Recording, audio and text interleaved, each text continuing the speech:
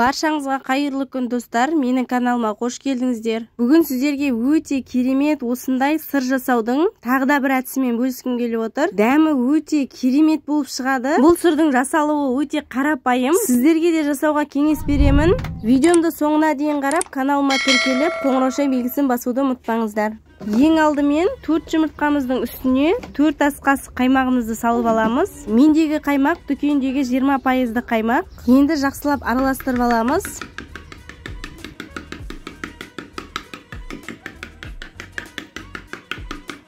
Неке осылай толықтай араласуы қажет.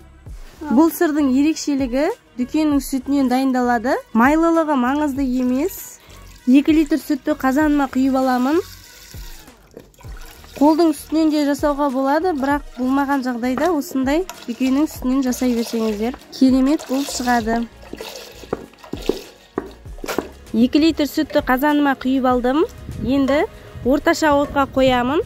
Сүтім қайнауға жақындағанда жаңағы дайындап қойған қоспамызды осылай қасықпен араластырып отырып құямыз.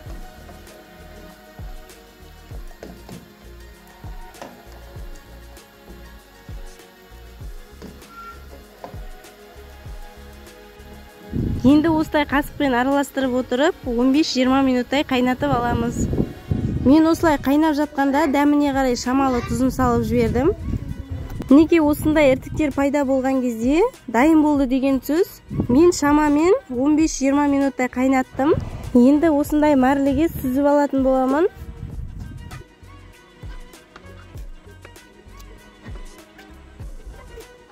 Марліден барлық сарсуы ағып кететін болады. Енді аузын осылай жауып, үстінен ауыр затпен бастырамыз. Неке біздің сырымыз дайын болды. 6 сағатқа қойып алдым. Суының бәрі ағып кетті. Неке қараңыздар, өте керемет болып шықты. Дүкеннің сүтінен дайындалса да иісінің өзі ерекше, дәмі де өте керемет болып шықты. Жасап көруге кеңес беремін. Бұл сырды тұзды қылып жегілеріңіз келсе, осылай бөліп тұздап қоюға да болады.